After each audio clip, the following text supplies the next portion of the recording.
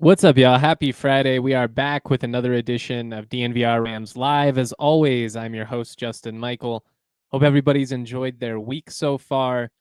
We've got a ton to dive into. We're going to be all over the place. This is kind of a classic edition of what's happening in Agland for those that remember some of the throwback podcast segments back to our audio-only days before you got to see my ugly mug here on YouTube.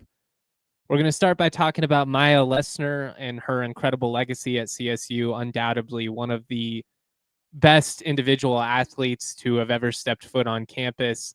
I'm going to get into some of the latest mock draft chatter regarding Nique Clifford. Been pretty consistently forecasted as a top 20 pick now, but we will get into all of the latest, see what some of the experts have to say about where they think he may land, how his game will translate at the next level, all of that. Also kind of just give some insight into why the Clifford story is such a massive win for the CSU men's basketball program. It's elements that I've touched on at various moments, throughout the last couple of months, but I wanted to be a little bit more concise with it and kind of put a bow on that. I'm going to try and get something on the written side out before the NBA draft as well. At the very end, assuming we still have some time, I did put together a top 10 power ranking of my most gorgeous views in the state of Colorado. I've never been to Aspen or Telluride, which is an important distinction. Like Maroon Bells would almost certainly be on that list, but I've never been there. So this was based on my personal experiences. We'll get into that, have a little bit of fun at the end. If you're listening live with us on YouTube this morning, sure would appreciate it if you'd give us a thumbs up, comment good morning in the Toyota chat, all that fun stuff. If you have any questions, comments, etc., throw them out in that Toyota chat, and if I don't get to them right away, I will try and come back and get it at the end of the show. Kind of just jumping right on into it here. If you missed it, Mya Lesnar, she became the first Ram to win both an indoor and an outdoor national championship. Really just an incredible legacy that she's established at CSU. She won the 2024 indoor national championship, now added the outdoor national championship to her resume yesterday.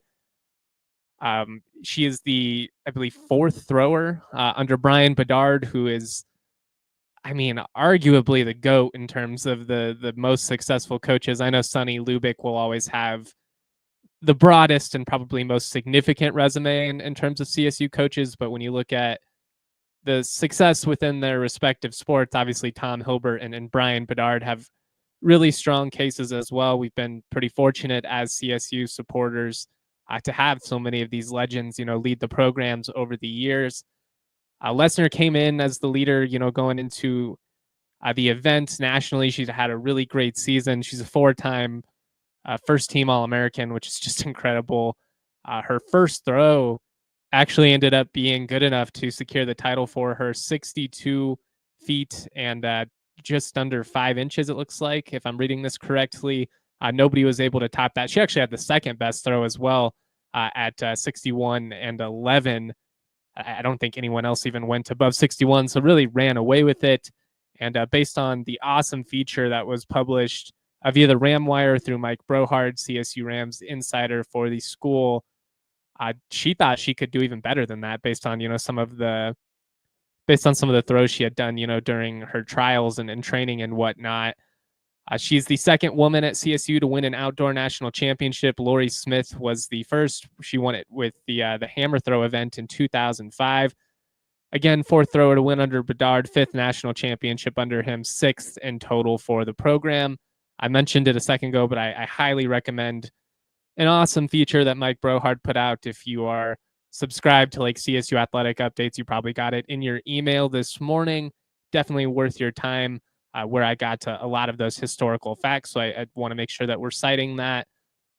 Lesnar at this point she's in rarefied air. I mean, there have been a lot of incredible athletes to, come to CSU, but you would be pretty hard pressed to find somebody, at least individually, that was, better at their respective craft. It's a little bit wonky trying to compare the successes of people who are in team sports versus, people who can compete individually. It's just, apples and oranges. But if you were making a Mount Rushmore of the greatest CSU athletes just based on their skill and based on the success that they had within their sport. I think Lesnar would have a really strong case to be on there. Again, I mean, she's a 4-time All-American. She's a 2-time national champion.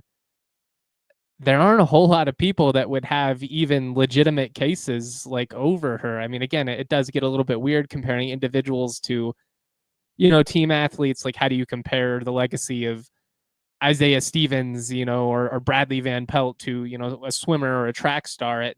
It's a little bit tough.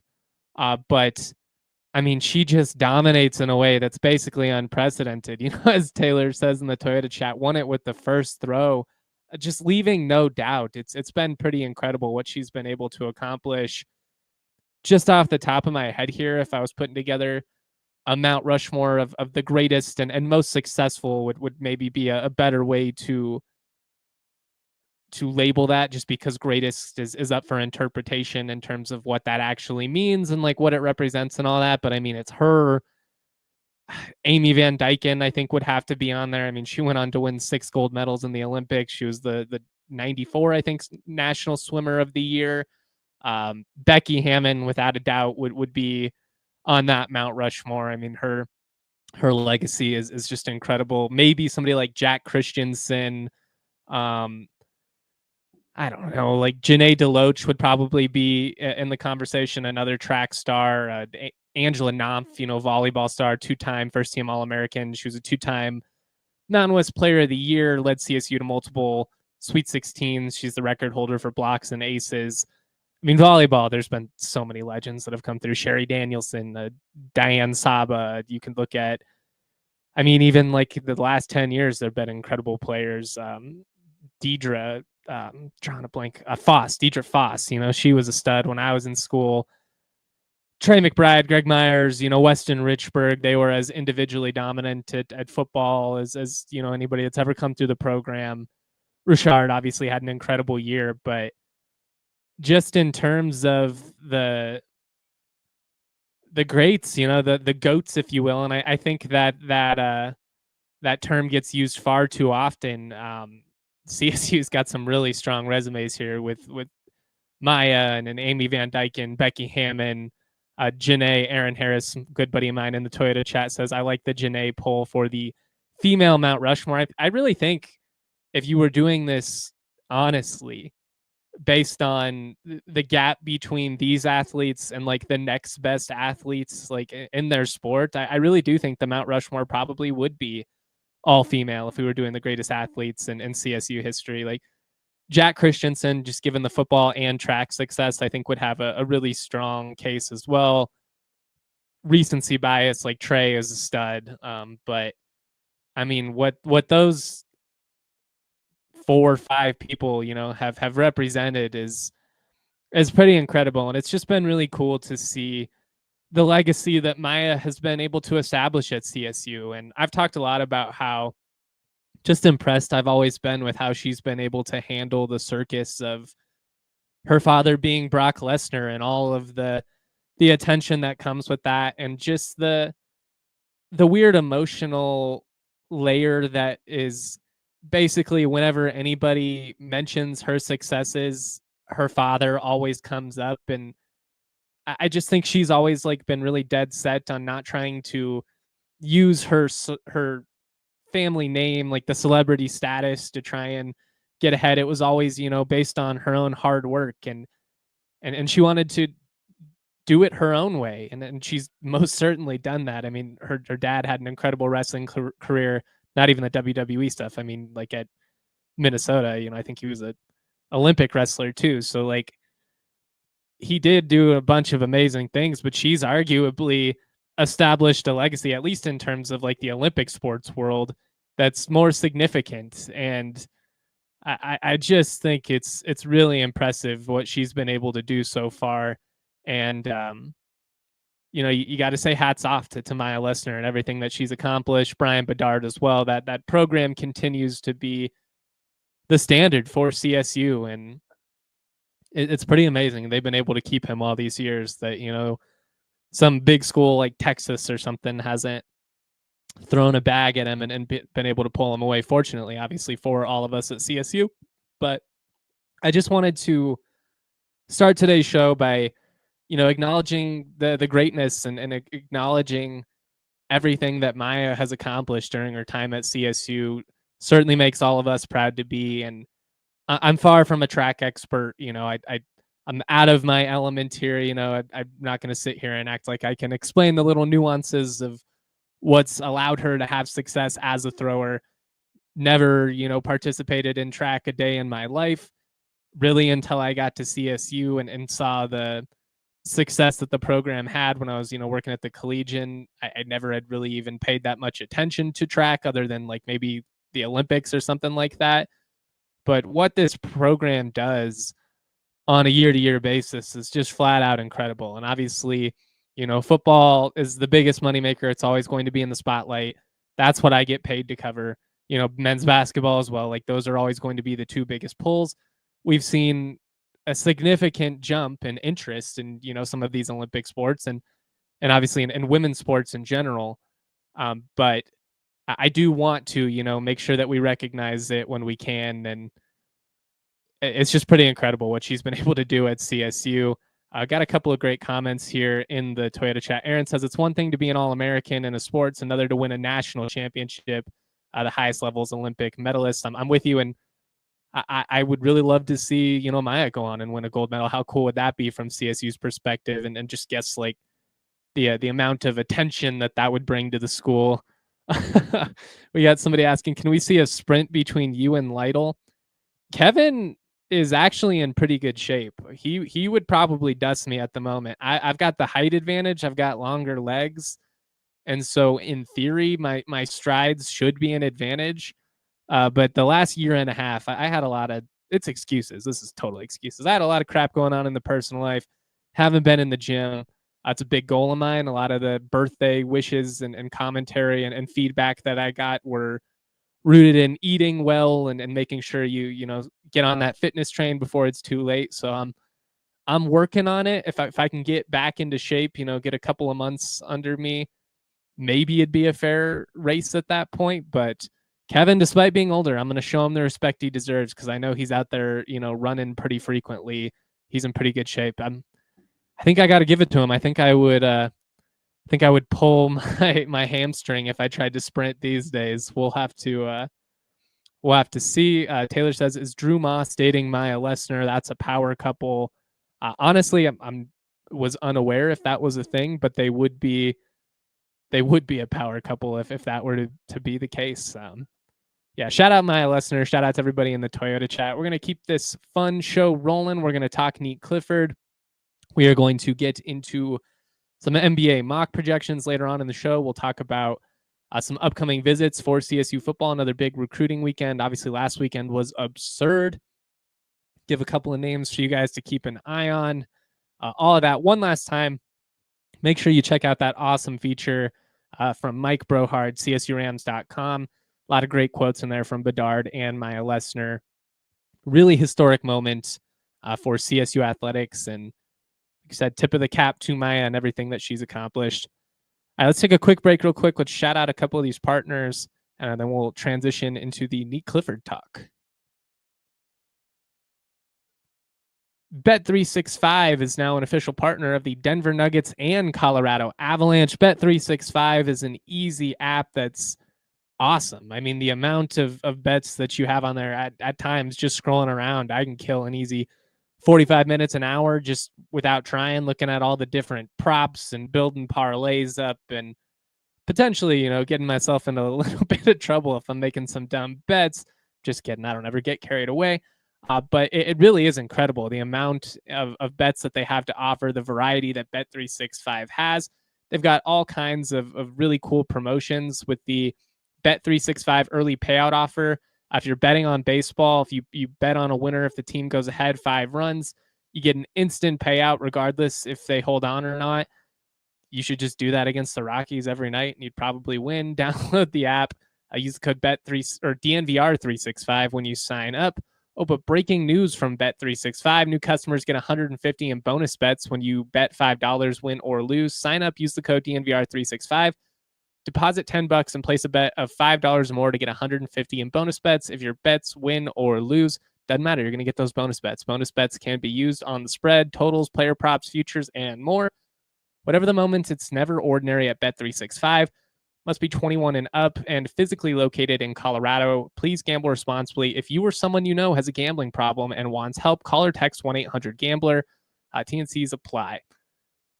I also want to talk to you guys about Mando. Mando's a men's deodorant brand, and they are hyper-focused on keeping every aspect, and they mean every aspect, of the man's body smelling fresh and clean.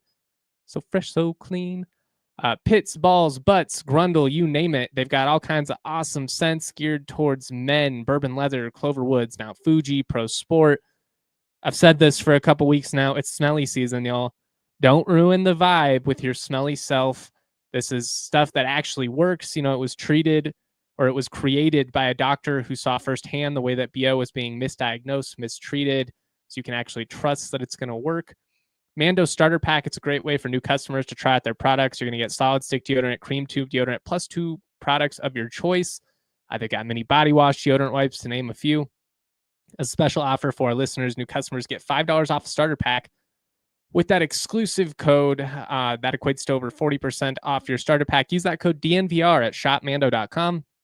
That's shopmando.com. Please support our show. Tell them we sent you. Smell fresher, stay drier, and boost your confidence from head to toe with Mando. Jacob Kennedy in the Toyota chat says it's really cool how many high-profile athletes CSU has across all of the sports right now. I mean, it really is impressive when you look at the individual successes of some of these great athletes. Obviously, you know, CSU volleyball won a championship this past year. CSU basketball won a championship. Track continues to set the standard. I mean, this really is an incredible time, and it could be a golden era, as Taylor says in the Toyota chat, if football can pop off this season. Took a big step in the right direction. I'm not going to do that same monologue I've done for you 15 times. You guys get it. It's got to be the floor in 2024 and not the ceiling. But going into the Pac-12 in particular, when you throw in all of that, I just think it's a really, really exciting time to be a CSU Rams fan, a really fun time to be a supporter. I'm gonna send that to the ads in the Toyota chat. Somebody says I take a drag off a dart each time J Mike says grundle. I'm gonna be honest. A dart sounds pretty good. It's been a long week. I don't know if that's what they want a part of their advertising though. So I guess we'll have to omit that. All right, let's talk about Nique Clifford. Let's talk about his rising draft status. I'm gonna read some commentary from draft experts around the league and various outlets and whatnot.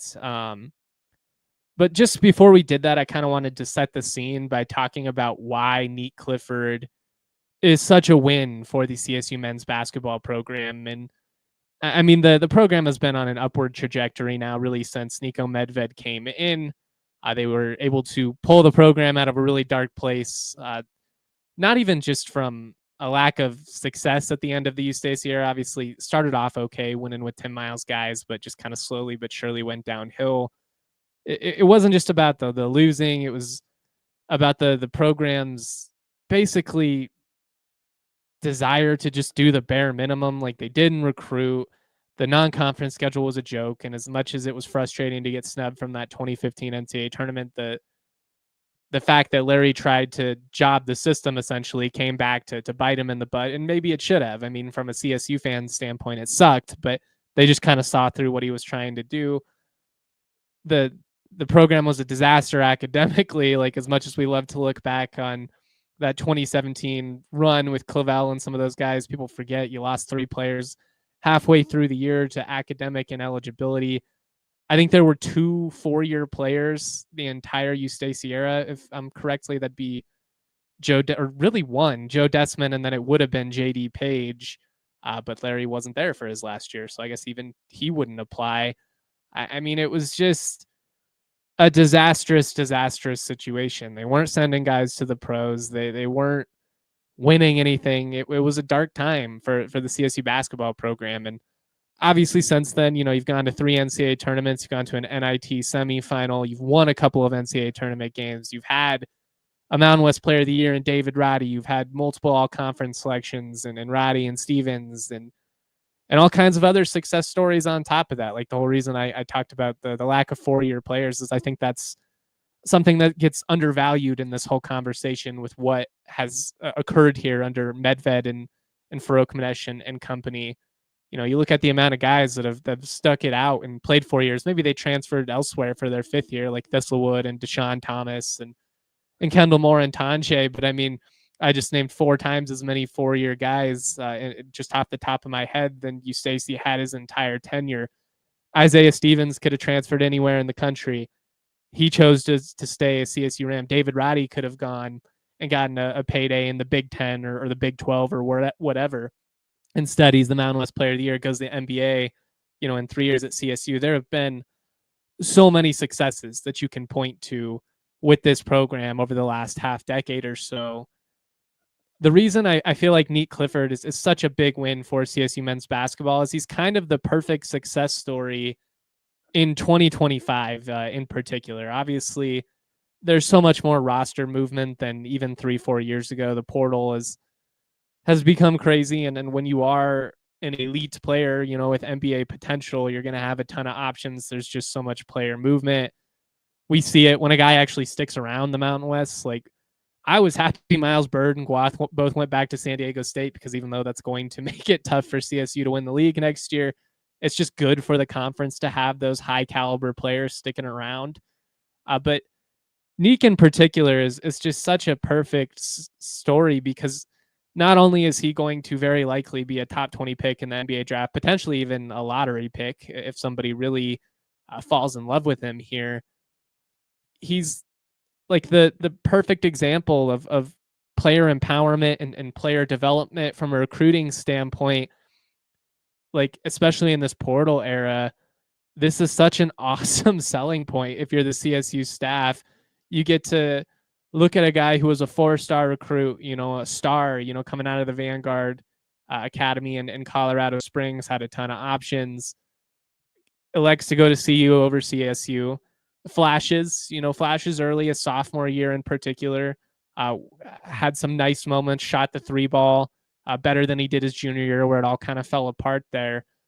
But he goes from being basically a broken player, somebody who's not even on the radar of NBA teams, despite the fact that he was probably the most athletic player on the CU roster as well. I mean, I can't name the whole roster off the top of my head, but that's something I've talked about, like with Tyler King when we've had him on the show. Even when Nique wasn't playing a massive role, and even when he wasn't putting up huge numbers at CU under Tad Boyle, the explosiveness was always there. He always had that frame. Like, you knew that on paper, this guy with some refinement could be an elite NBA prospect. And I gotta commend Tad for saying the right things publicly. The truth is that he basically ran Nique off. It worked out for them in a sense. They brought in Cody Williams, who was, a top NBA draft pick. They went to the tournament that year. I understand all of that.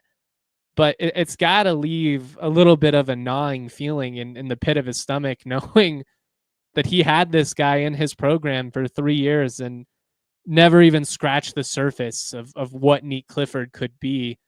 And if you're CSU, like, not only do you have tangible proof of we can take guys and develop them and send them to the NBA, from the high school ranks, David Roddy, Isaiah Stevens, John Tonje is going to go to the league now.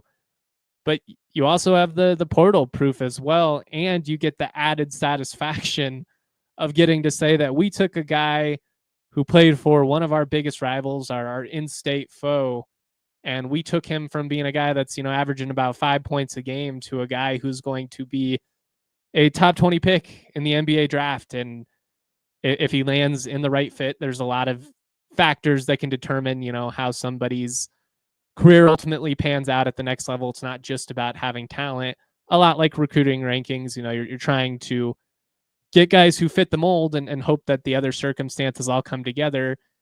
If Nique lands in the right spot, I think there is a very strong chance that he will go down as the most significant, CSU Ram in the NBA, at least in terms of a sustained career and, playing a big role. Like Nique Clifford could give you impactful minutes for a contender right now. I'm a Denver Nuggets fan. They certainly could use a guy like Nique off the bench. I think he could be a starter, on a quality team. And I just think that his game is going to translate so well, but this whole story could not have played out any more perfectly from CSU's perspective. It worked out perfect for Nique as well. He got exactly what he wanted out of the experience.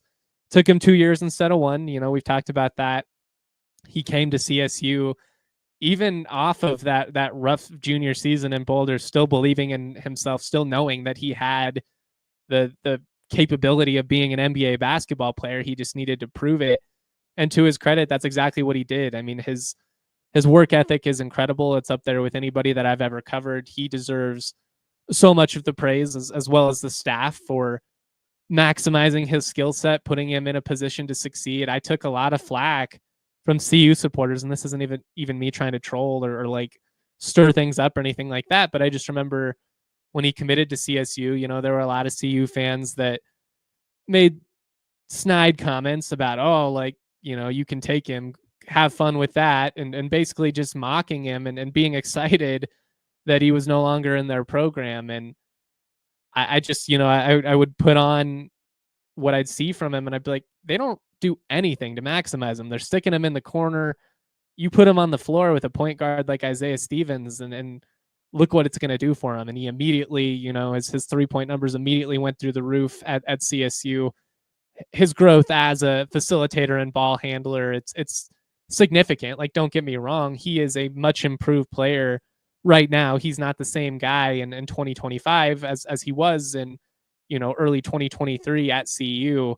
But man, talk about missing the boat if you are that program. And to have him come to CSU and turn into a potential lottery pick and a guy who was a part of 2 NCAA tournament wins and the first conference championship in 23 years, I just got to feel like that nods him a little bit. Like, again, Boyle said all the right things publicly, and Nique has too. To his credit, I and Kevin, all of us, we gave Nique a million opportunities to punch down if he wanted to take shots, to pat himself on the back, and he always took the high road. He could not have been classier throughout the process.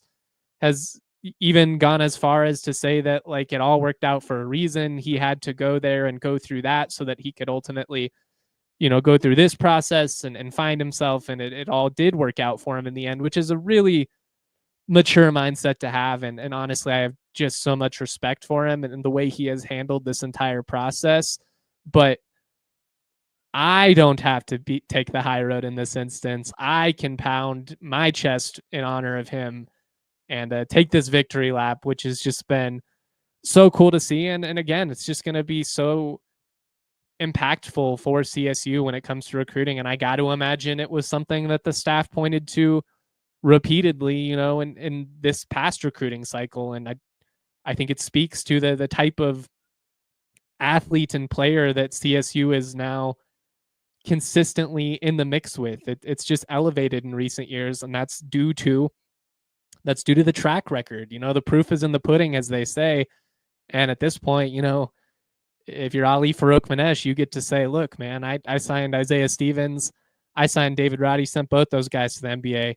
Nebraska Omaha was John Tonje's only other offer, coming out of high school. He comes to CSU, ends up, putting up big numbers at the end. Key player on a tournament team, hit the game winner against San Diego State and Viejas in that dramatic comeback. Obviously, went on to Missouri and then got injured, went to Wisconsin, and that elevated his status nationally even more. But you have a really nice track record that you can point to if you are these CSU coaches. And it's just been cool to see, like I remember what this program was, before they came in, and it really is night and day. And obviously, I've got a great relationship with a lot of these players, with this staff. Like, there are biases, and I'll always try and be transparent about that. But the results are pretty tough to argue with, this is what I would say. We're going to get into some mock draft commentary before we move on to CSU football recruiting. Let's shout out a couple of our other partners, though, and then we'll keep this going.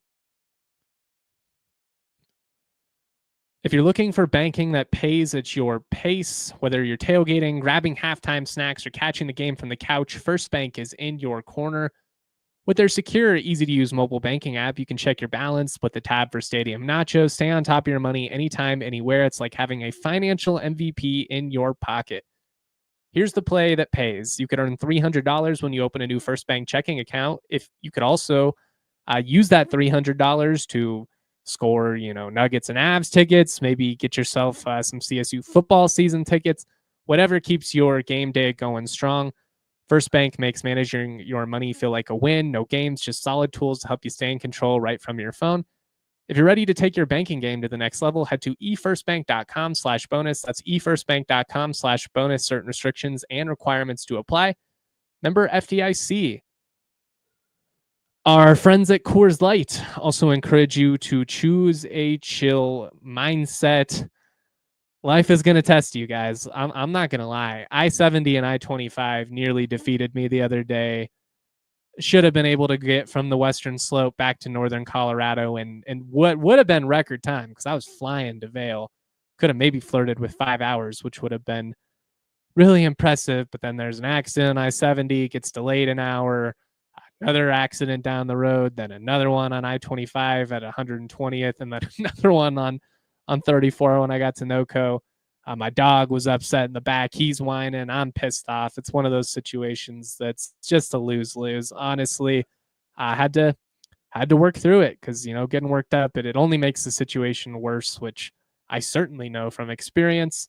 You got to take the deep breaths. You got to take a walk. You got to do what you got to do. Then when you're chilling, when you're in that right state of mind, you crack open an ice cold Coors Light when the mountains turn blue. Cold as the Rockies, Coors Light is cold lagered, cold filtered, and cold packaged for a smooth finish. Make the most out of the times you choose to chill. Choose Coors Light. Get Coors Light delivered straight to your door. Visit CoorsLight.com/DNVR. Celebrate responsibly. Coors Brewing Company, Golden, Colorado. All right, I'm going to just kind of fly through some mock draft projections for Nique Clifford here. I think I've got like 7 or 8. We'll maybe read all of them, maybe won't. We'll see how long this takes me. If you got any questions, comments, again, keep them rolling in the Toyota chat. If we don't get to them right away, our superstar producer, Alyssa, behind the scenes will star those, and we can come back full circle at the end. But a very popular draft projection for Nique Clifford, if I had to say, based on the last couple months, the most popular projections that I've seen, I would say Orlando, Indiana, Oklahoma City, and Minnesota, which a couple of those Nuggets division rivals, so I don't love that.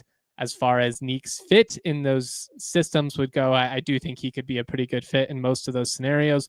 Orlando in particular would be a fun spot because us as Nuggets fans, then we get to root for him without it coming, at our expense. I think there's an opportunity for him to start in Orlando, which, you land in Oklahoma City, Minnesota, that could be a little bit more of a question. I think he could still have a nice role in a lot of those places, but Orlando, which is an up-and-coming team, they should be, top 5 in the East next year, in the mix to contend. He's kind of what they need, too. Both Kevin O'Connor of Yahoo, he was formerly of The Ringer, and Cameron Salerno of CBS, they have him going to Orlando, as does J. Kyle Mann of The Ringer and Derek Bodner of ALLCITY. But Indiana and Orlando are really good fits. Aaron, my good friend, mentioned Indiana in the Toyota chat. I'm with you. We'll get to a projection that has him going there as well. This is what Kevin O'Connor of Yahoo Sports had to say. He has him going 16th to Orlando. Clifford is a tough-as-nail wing who does it all. He defends multiple positions, crashes the boards, and scores from everywhere. As a super senior with only Mountain West pedigree, he lacks experience against high-level competition despite his age, but his skill set would, in theory, allow him to fit right away on Orlando's roster, providing shooting to a team that ranks 25th in three-point attempts and last in percentage. Again, like somebody that can stretch the floor but also can get to the rim. He's kind of exactly what Orlando is lacking. This is what Cameron Salerno of CBS had to say. Orlando drafted a veteran wing from the state of Colorado last summer, so why not double up? Clifford is the perfect prototype wing for the modern NBA. He can shoot, rebound, and defend at a high level. At 6'6", he was the shortest player in Division I basketball who averaged at least 9.5 rebounds per game. again, one of the best defensive rebounders I have ever seen in my life, Nique Clifford. Pierce Hornung in that conversation as well. Pierce was a dog, a very different game, but just somebody who always seemed to slam the ball. Zach Harper of The Athletic has Nique going 19th overall to Brooklyn via Milwaukee. He says, part of me just wants to see Clifford and Cam Thomas exist on the same team. Clifford is a great scorer who could lead the second unit for the Nets right away. He's already 23, so he has more than enough seasoning to step in and play now. He has good size, he can pass, and he's a good enough shooter from the outside. He might even get very comfortable shooting from the outside. ESPN had a couple of different perspectives. This wasn't also a true mock draft. They did one essentially through the lens of who would be the best available prospect to fill a glaring need that they have, I guess would be the easiest way to explain it. This is Jonathan Givony and Jeremy Wu, both great. Givony has him going 21st to Utah via Minnesota. He says, it appears the Jazz will be trying a different strategy after finishing with the league's worst record, which resulted in netting only the number 5 pick. It's go time for us, owner Ryan Smith told ESPN after adding a new president of basketball operations in Austin Ainge. A 23-year-old like Clifford could make sense as a plug-and-play wing with an excellent feel for the game and a strong defensive versatility who converted 38% of his three-pointers for the Rams last season. Jeremy Wu said the following: the dearth of plug-and-play wings in this class makes Clifford a solid addition in most places in this range of the draft. You can never have too many bigs, versatile perimeter players, and with the Pacers in the middle of a contending run, adding Clifford at this spot versus going younger could pay immediate dividends. I should add Jeremy Wu had him going 23rd to Indiana, and I am right there with his assessment. He just feels like the perfect option for a team like the Pacers, who kind of have their first couple of offensive options established, but you bring in Clifford where he's not going to have to do too much, but you just put him in a position to maximize his skill set, not too dissimilarly to what we saw last year. Like the role that he played for CSU is not going to be what he does in the NBA, and that's a good thing. Like, you know, he's able to ball out at this level, and he had an incredible year, but like he's not going to be the guy that's creating everything for an offense at the NBA level.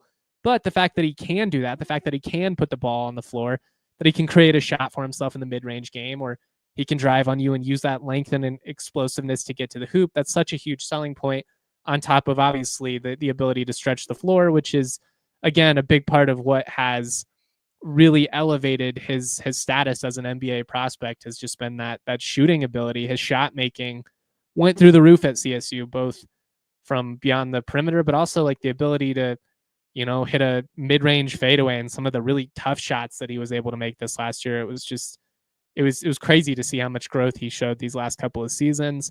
J. Kyle Mann of The Ringer, who is one of my favorite NBA media personas, he said the following, and he also has him going to Orlando at 16. Standing pat from our last mock with Clifford because the Magic really need this pick to work, and Clifford is a fit for the job. Nique's development is far from over. He worked hard to build a foundation as a scorer and a playmaker, and his further development won't require any babysitting from Orlando's stars. Will he hit the shots that Paolo Banchero and Franz Wagner produce for him? I think he will. Will he have the capability to counter defenses that close on him with a one-dribble pull-up offense or extra passes to keep things moving? He will. Will he hold up within the complex defense that they're going to ask him to play in the next handful of years? I feel good about it. That would be, in my opinion, the best assessment of why Nique Clifford is worth a top 20 pick and why he would be such a great fit for a team like Orlando, like in Indiana. It's just that he's dependable, and the growth that he's shown in last years, it speaks for itself. Derek Bodner of the All-City Network, shout out to our brand. He also has Nique going 16th to Orlando.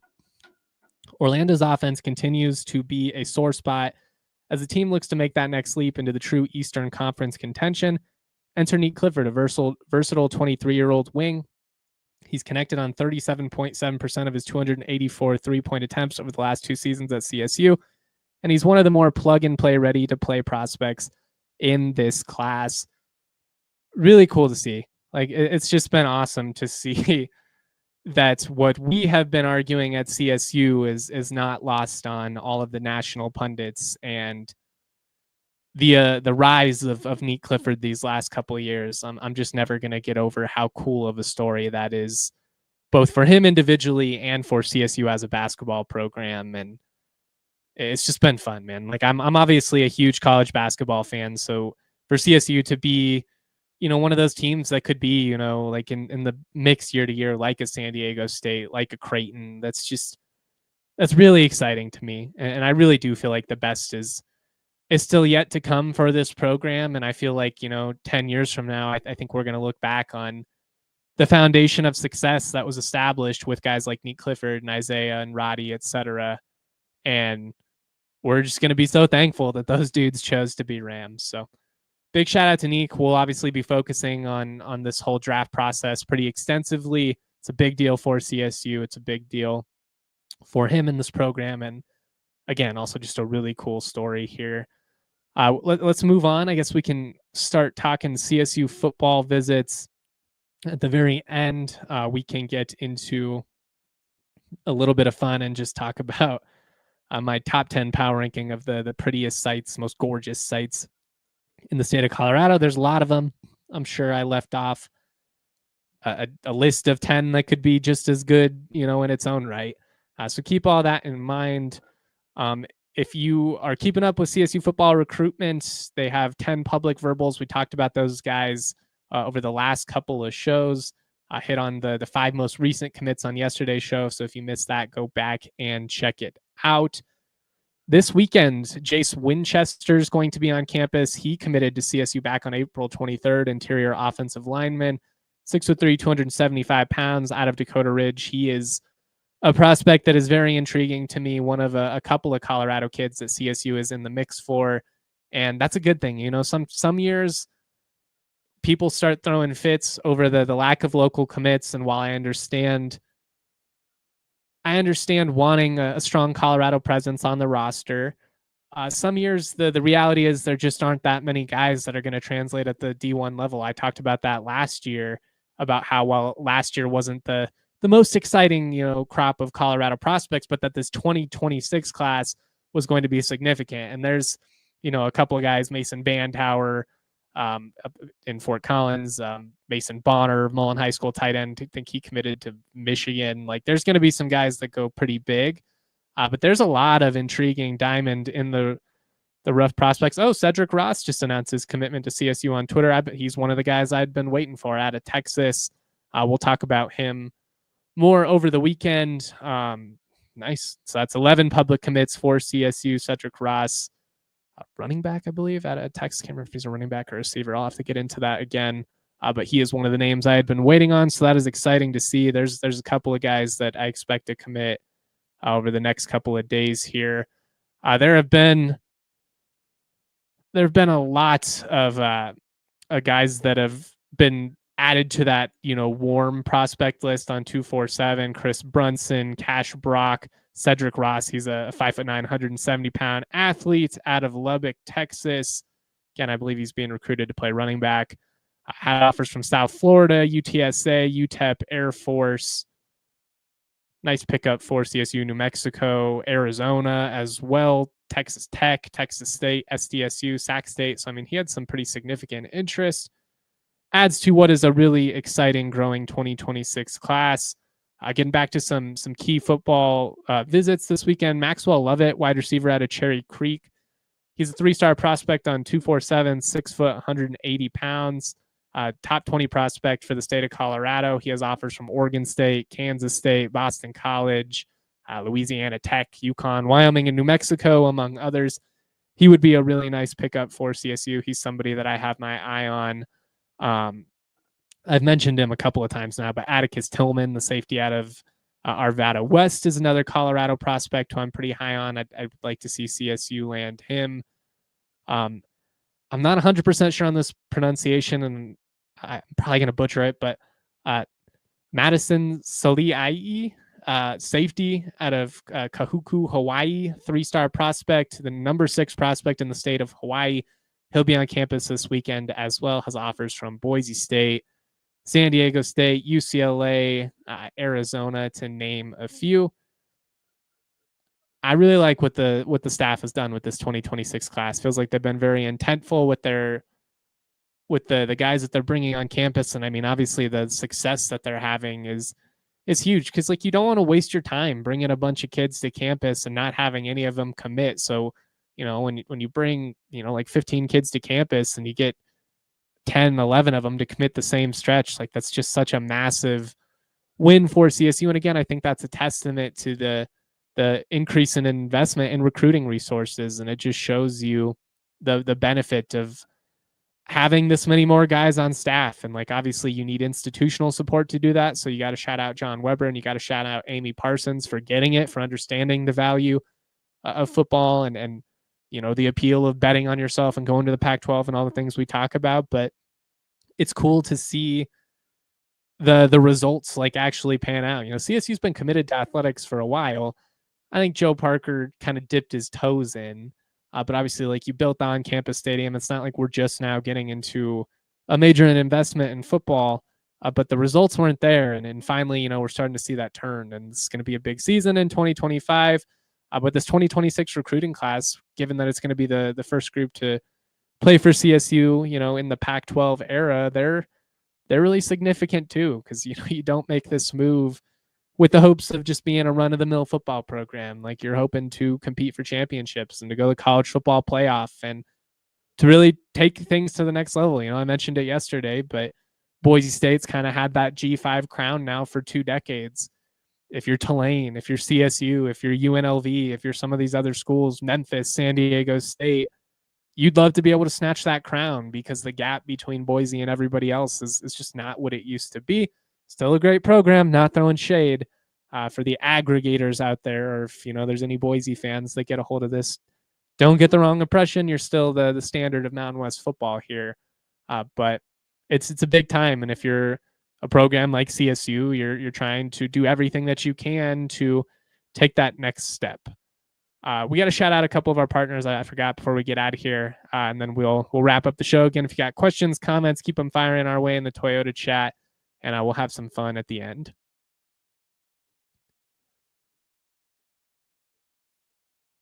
Trucks have always been a part of Toyota's DNA for generations. Toyota's built durable legends destined for greatness and perfect for Colorado.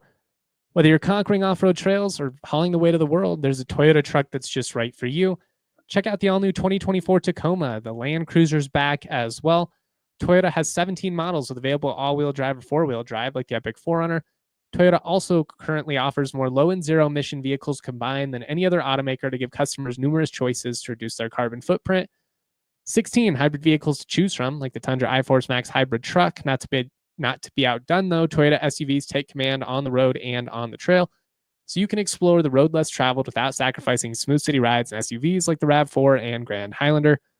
Toyota is a proud partner of CSU Athletics and the official vehicle of DNVR. Toyota, let's go places. I also want to talk to you about the official ticketing partner of DNVR. That, of course, is Game Time. Nobody makes it easier to get concert tickets, sporting events, you name it, they've got it. Especially when it's last minute. Nobody makes it easier to find the best deal in a short time than our friends at Game Time. They've got all kinds of great things to just make the consumer experience better, the lowest price guarantee. They've also got these cool zone deals where if you don't care about the specific seat, you want to pick just the section, but the details beyond that don't really matter to you, you can get hooked up with some bonus savings with their zone deals.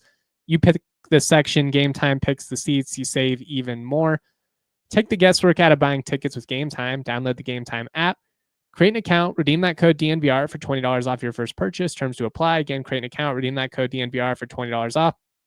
Download Game Time today. Last minute tickets, lowest prices guaranteed. All right. I guess I can throw out a couple of other people that are supposed to be on campus this weekend. This is courtesy of 247.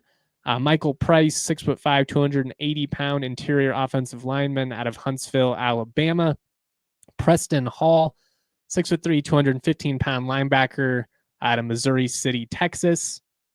And then Ronell Hewitt Jr., 6'1", 215-pound linebacker out of West Hills, California, prospect out of Chaminade High School. A couple of guys to keep an eye on, as well as everybody that was on campus this past weekend. Again, Cedric Ross was one of those. He most recently committed to CSU. Up to 11 public commits for that 2026 class, but behind the scenes, that class is definitely at 15 plus.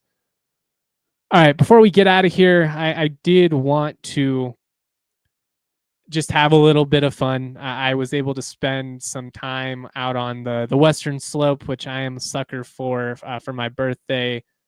We're obviously very fortunate to live in just an incredibly gorgeous state. The amount of places that can leave you breathless, it's pretty long list. I made just a top 10 based on the places that I've been to. I do want to add the caveat. I have never been to Aspen or Telluride. I'm not in that tax bracket. That's not a place where I think I could afford very many things. Certainly would love to check it out at some point. But, like I know Maroon Bells would certainly be on there. I've never been to the Black Canyon yet, although it is very high on my list, especially as somebody who loves the slope.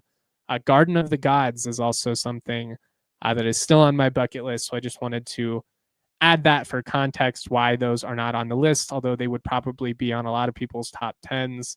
We'll start at the bottom. We'll go to the top. Number 10, I've got Rabbit's Ear Pass in Steamboat. My aunt got married in Steamboat back in 2003. Young Justin Michael was very concerned with being able to watch the Rockies games every night. I remember that about the wedding. But also I remember that was one of the first times like looking out at the mountain ranges and truly like being able to comprehend the nature that was in front of me and just kind of being like left in awe of how gorgeous Colorado really is. At number 9, Great Sand Dunes National Park. Only been there once, but kind of a great example of the many, unique ecosystems or whatever. I'm not going to use the right terminology, but you know what I mean. Just there's so much to offer in Colorado in terms of the different landscapes that you can experience. And the Great Sand Dunes National Park is definitely incredible and something you should check out if you've never gone camping out there. It is a blast. A little less intimidating too than being like in the middle of the forest, at least in my opinion, because you can see what's out there and whatnot.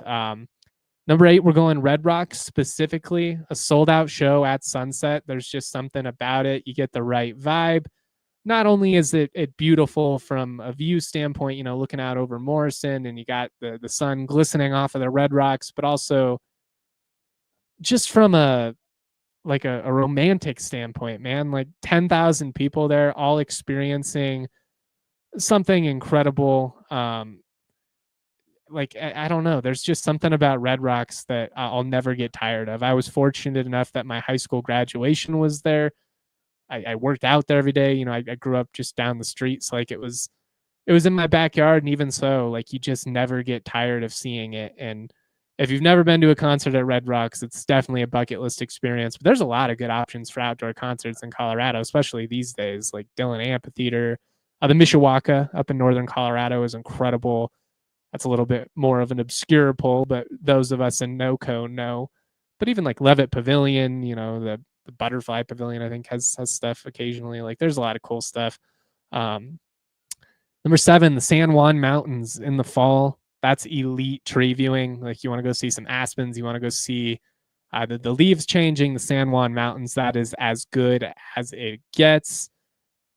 For Rocky Mountain National Park, we put Trail Ridge Road specifically, which is only open a couple months out of the year. It's like a 50-mile road that connects Estes Park and Grand Lake. Essentially, can be a little bit sketchy, based on the weather. That's why it's not open very frequently. But there are some pretty overwhelming views where you can just take in just an incredible, like vast landscape from Trail Ridge Road. Number 5, somewhere I just checked off my bucket list in February, Ouray, Colorado. It is quickly rising up the power rankings for Justin's favorite spots in this gorgeous state. They've got a hot springs there in particular that like overlooks the mountains that will just leave you speechless. It's unreal. the Western Slope in general is so underrated. That's why I've got more coming up here. Hanging Lake, it's kind of a touristy one. I know there's some restrictions now, and there probably should be. It only takes a couple of jerks, unfortunately, to ruin something for all of us. And now I think you have to like be permitted, and there's not as much access to it. Again, that's probably the right decision. But another one that when you see it in person, it just doesn't seem real. Like the water is so clear. It looks like something straight out of a fairy tale or something, honestly. And I would say the same thing about Piney Lake, which is near Vail. We have like a canvas print of that we got from like American Furniture Warehouse or something like that. Not a fancy art installation. Again, not in that tax bracket. But Piney Lake is surreal. Like when you see it on a sunny day and you get the sun glistening off the water and you got people canoeing and there's a fun little bar like up there, Mangoes, I think it's called. Got good wings. Like it's a really fun spot. And also that's a nice one because you can go up there in a couple hours from Denver. You can make a day trip out of it if you wanted to. Wouldn't necessarily have to spend the night. Number 2, Grand Mesa National Forest, highly underrated. Probably my favorite spot to hike in the entire state. So keep it a secret. Don't let anybody other than the podcast listeners know. That's a little secret between me and you. Although you got to really watch out for wildlife. I'm pretty sure my dog chased a bear the other day. It was pretty scary. Not gonna lie. He came back. We've been training. That's what we've been working towards. His callback is great these days, and I was really proud of him. But man, you hear that sound. He takes off. He's a big dog. He takes off, and then all of a sudden you hear a grunt and some rustling in the trees that is much larger than his typical grunts. It had me sweating for a sec. But again, man, there are just some surreal views in the Grand Mesa National Forest. And what's nice about the Mesa compared to some of the other spots around the state is because it takes so long to get out there, you will encounter far less people. And these days, that is always a selling point for me. I'm someone who loves being in nature. I love hiking. I love that whole experience. But as soon as it turns into like a single file line process, it just makes me feel like I'm at like IKEA or something. I don't know. It just kind of ruins the whole vibe. That's one of the things I struggled with, like in Lakewood and even Fort Collins, to be honest. Like there's a lot of great outdoor spots, but it's pretty tough to get one where it's just going to be you. And that's what I'm looking for. That little moment in nature. That's probably when I feel the most spiritual as an individual. Like talk about a religious experience. How can you not feel like there maybe is something greater than yourself when you see the trees and the water and the animals and the way everybody, comes together? I'm not trying to get too hippity dippy on you, but that is true for me. That is what makes me feel the most certain that there's something greater than, and I'm not going to go down that whole tangent, but the last spot, it'll always be number 1 for me. Highly sentimental to me because my grandparents used to live there. Unfortunately, the East Troublesome Fire a couple years ago destroyed the property, but my grandparents had a spot in Grand Lake. It was right off the Colorado River. I obviously very fortunate that I was able to get to go up there and spend time with them. I'm not ignorant to that. They are in a different tax bracket, than I am. Like I can say that, but it's there's just something about it, man.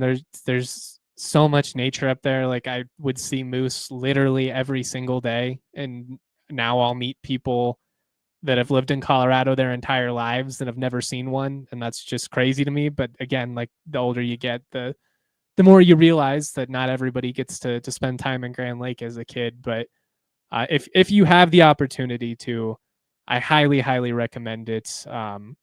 There's a Mexican restaurant called Pancho and Lefties, or at least there was, back when I was going there all the time, that highly recommend. Some of my favorite memories growing up, going there with the family, grilling by the river. You go check out the Colorado Lake. There's great fishing, great hiking, great cross country skiing in the winter. It's just an incredible place, and it's pretty much perfect. That's what I would have to say about Grand Lake. But again, Grand Mesa National Forest quickly rising up those power rankings for me. And the Western Slope in general, if I ever win the lottery and just disappear, you guys can know that I probably bought a spot in somewhere in like Uray or the Western Slope. And maybe you'll never hear from me again. Maybe I'll keep the podcast going. Who knows? But that's all we've got for you guys today. Loaded show, ton to talk about. Fun off-season show, honestly. It can get a little bit quiet in June, but it's cool to have this much to talk about. Appreciate everybody that was rocking with us live on YouTube and active in the Toyota chat. Always love to see it. Shout out to everybody listening later on as well. Much love to Alyssa, our super producer, making everything happen behind the scenes. Couldn't do any of this without her. We'll be back next Wednesday and Friday, 10 a.m. live on YouTube. Much love, y'all. Always proud to be. Shout out Mya Lesnar. Peace. We all silly like the mayor.